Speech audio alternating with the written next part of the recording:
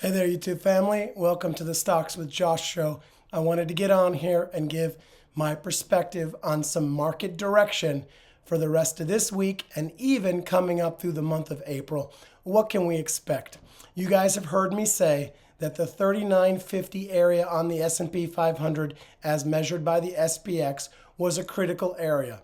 Now, I've also mentioned that the 50-day moving average, that we want to see us stay above it. And I also mentioned that the 4,000 level was a critical level for the market to perhaps make a higher low and move up from there. The question is, are these markets going to be falling, capitulating? There's so much bearish sentiment still in the market. FUD, perhaps, fear, uncertainty, and doubt, or accurate prediction of what is ahead of us. Another one, an interview that I watched today, this gentleman made a couple key points I wanted to share with you guys. He said the trouble with this bubble is it's an everything bubble. We have bubbled the important and dangerous housing market to record prices.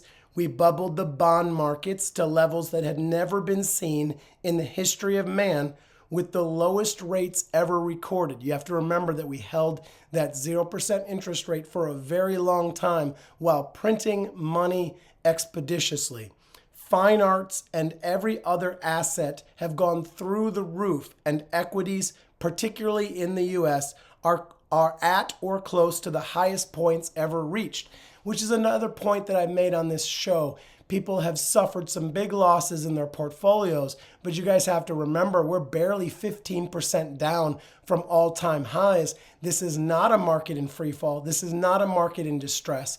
This is a market that since October has been steadily moving higher, but the entire time we're being warned of a cataclysmic failure ahead of us. We have the fear of the dollar essentially being depegged by the BRICS nations, a lot to process. But where are we going in the short term? That's what I wanted to jump on and talk to you guys about. Well, I'm going to have you guys look at this chart.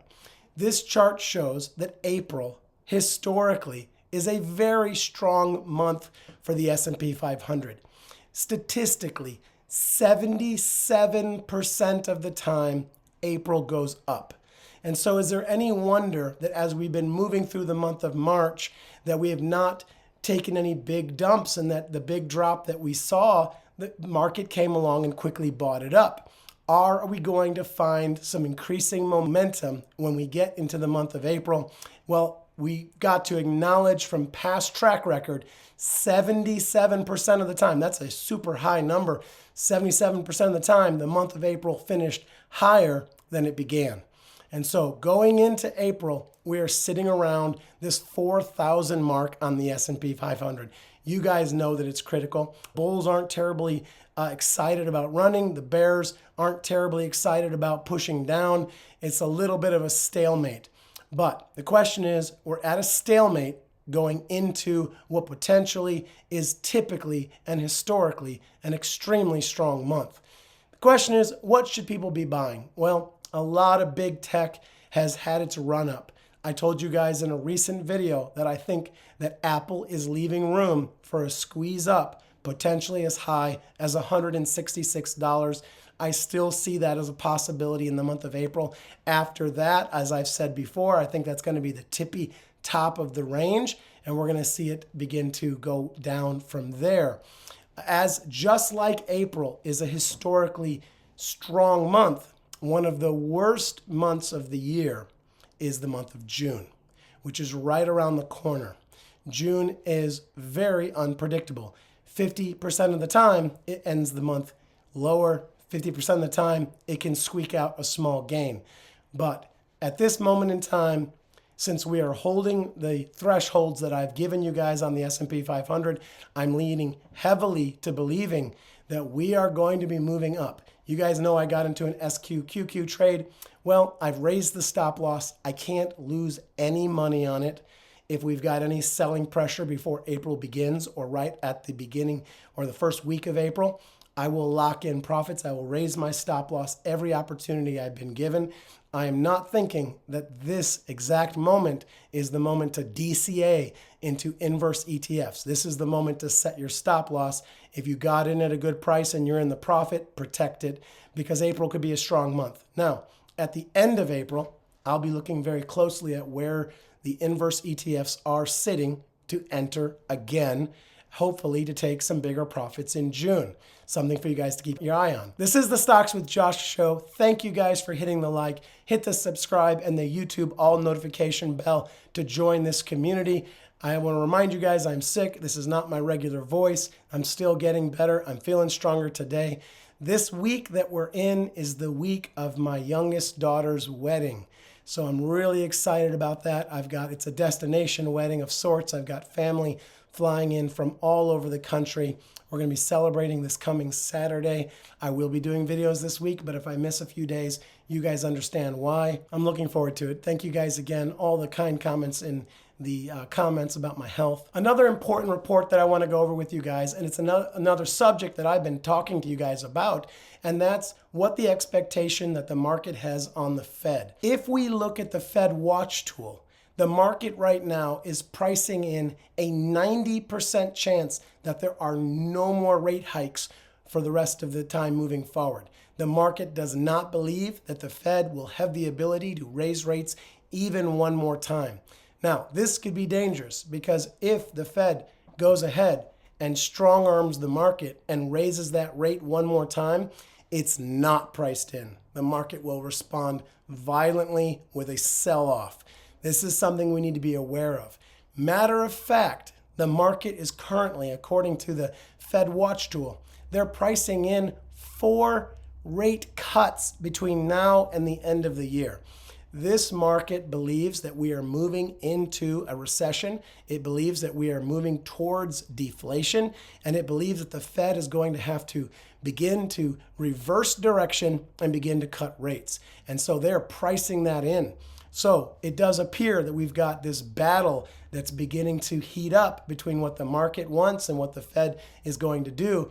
And you know what? I see this being realized by the end of April. That's when we're going to find out, and that's when we're going to see the market react. I want to leave you guys with a stock that I'm watching. It's not one that I really have talked much about, but it's got my attention, and I'm looking at it right now in a play. And before I mention that, I just want to say if anyone's looking for better trade tools, there is a link in the top pinned comment for the Moomoo investment app. They're offering up to 17 free stock. This is an exclusive and limited time offer. You can click on the link to get all of the details. You guys know that I enjoy Moomoo. I use it every day for their stock screener, for their free level 2 data, their great earnings reports. I love the app and I use it all the time. But it's going to surprise you guys, the stock that I have taken some interest in. It's a popular stock, but it's a stock that's sort of been relegated to the ranks of failure right now. It's because it's been doing so poorly ever since 2022. It's down dramatically from its all-time highs. It's suffered a lot of bad press, and that stock is SoFi, S-O-F-I. Guys, here are the things that I've taken notice of. One, we came down, we stopped falling like a knife, as they say. We got to a period of sideways consolidation. If you've watched this page, you know that I look for stocks that have entered into a compression or a sideways accumulation stage, because that sideways accumulation phase, it often precedes a move up. But in particular, one of the reasons why I was drawn to this stock recently, one, the charts interest me. There are negatives. We're still sitting right now beneath the 50-day moving average. It had a really nice run up a month ago, and ever since then, it's come down pretty hard. But again, it found its base. And believing that it's got a decent base beneath it, I'm interested in the stock. But in particular, what got my attention was the CEO. The CEO has made another big purchase. And you gotta love it when people that are inside the organization are committed to it and they're loading up. This guy, with the purchase he just made of 45,000 shares, he now has $9 million worth of the stock. He's been buying around the $5.50 mark, which is very similar to where it's at now. Honestly, I think he's looking to the future and believes that the organization is going to begin to show profit, is going to begin to outperform its peers. It's got a better horizon ahead of it than it does in the past. We see a nice floor beneath us around the $5 range. I think it's going to move up in the recent days to at least come and touch that $6 to $6.20 range. What that does for me in particular, it allows me to enter. It allows the stock to potentially move up to where I think it's going to be. It allows me to put in and raise my stop loss and be in a position where I have no potential for loss. When you marry that together with my belief that April is going to see some bullish momentum to the upside, this is a play that allows me to take a position, allows me to put in a stop loss, allows me to raise it so that I'm in profit. It's basically a no-brainer for me because I cannot lose any money. It's often hard. The hardest part of getting into a new trade is your price entry. You want to get into a spot in which you get a little breathing room of profit. And that's what I think I might have with SoFi. I was impressed by the fact that management is currently buying up the stock. That speaks volumes to me. And I think, so right now, it's always been on my watch list. But right now, I'm in it and I'm enjoying. I'm going to look for a little bit of a move up. I'll keep you guys posted. We'll talk about how it does, and I'll give you guys some new technicals in the days ahead. I'm going to keep this video short, guys. Thank you for chiming in. Thank you for watching the video. Thank you for hitting like. Much love to all of you guys. I appreciate all the comments, all the encouragement that I often get from you guys. It means the world to me. I wish you all peace and blessings, and we'll stay connected this week in the market. Take care.